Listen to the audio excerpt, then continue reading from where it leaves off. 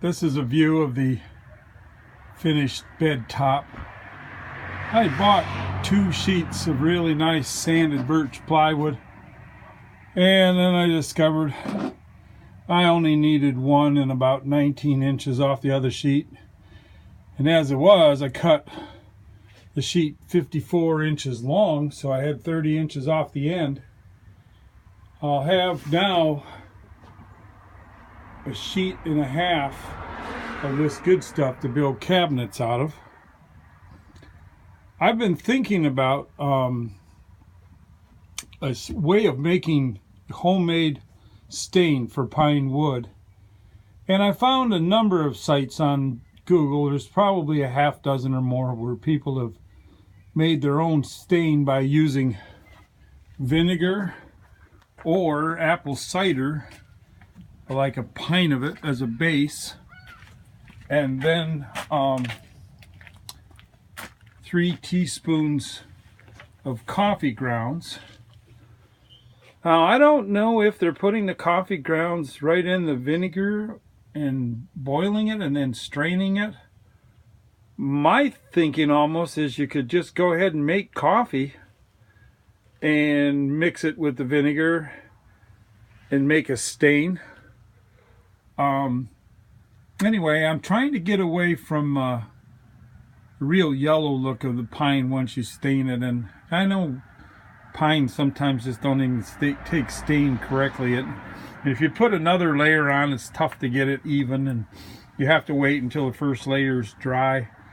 And even then, because you've already put a layer on, it doesn't want to accept another layer very easily. So that's some of my thought.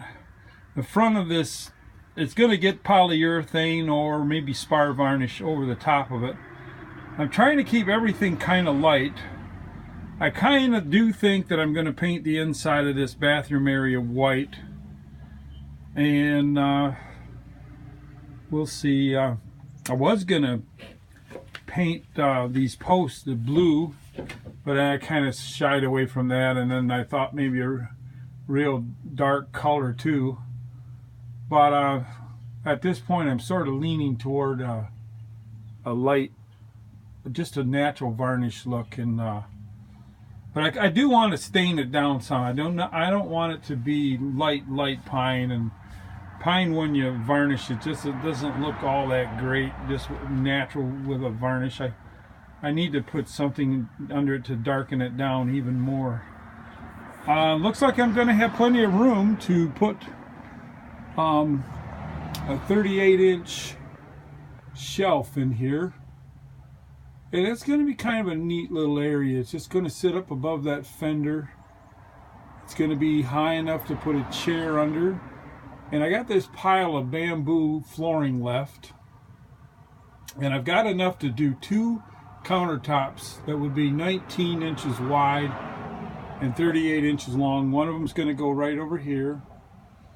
This area here is going to be a porta potty inside this bathroom space, and I got to come up with some kind of doors. I'm thinking of Dutch doors or 2 bifolding doors with an arch top, and possibly some vertical bead groove wood, like in a 2-inch pattern with VB beads in the middle. And I want to put some kind of wrought iron hinges on it. I might even make my own hinges. I do some blacksmith forging on the side just for fun, and I might try something like that and make my own. This area that I'm showing you right here is going to be where the kitchen counter slash area for the water tank and the sink above it, and room to put a cook stove. I'm debating whether I should put the cook stove at the edge of the door here, or put the sink there and put the cook stove further back. The cook stove is just, I just use a Coleman pressure gas stove. Not a propane or butane, but a regular Coleman fuel or unleaded gas type stove.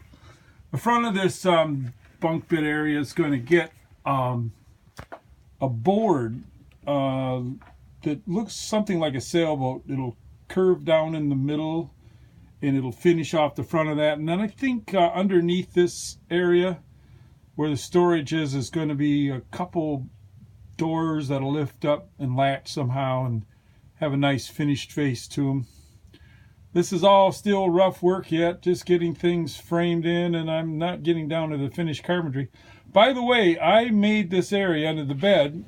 If you have an extended van, you can do this. You have the length. It is 49 inches wide and more than 8 feet long from this corner post to the back doors.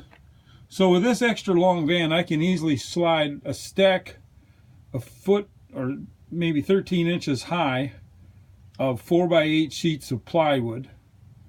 Or I can run boards all the way to the front of the van, and I got 12 feet to this transfer case shifter. So I still work a little bit as a carpenter. We got rid of our dairy farm 10 years ago, and so I'm not near as tied down as I used to be. I used to try to do both. I farmed with horses and dairy farmed, and we had 162 acres and 100 cows. And along with that, I've always done carpenter work, and I've done cement block laying and brick laying, and my brother and I were involved for a few years in house moving and in building seawalls. I don't know how I crammed out all that into 40 years of my life, my working life, but that's kind of my life story. I've always built things, and when I run out of one project, it seems like I got to dive right back into something else to do again. Well, this is it for today. And we'll see everybody later.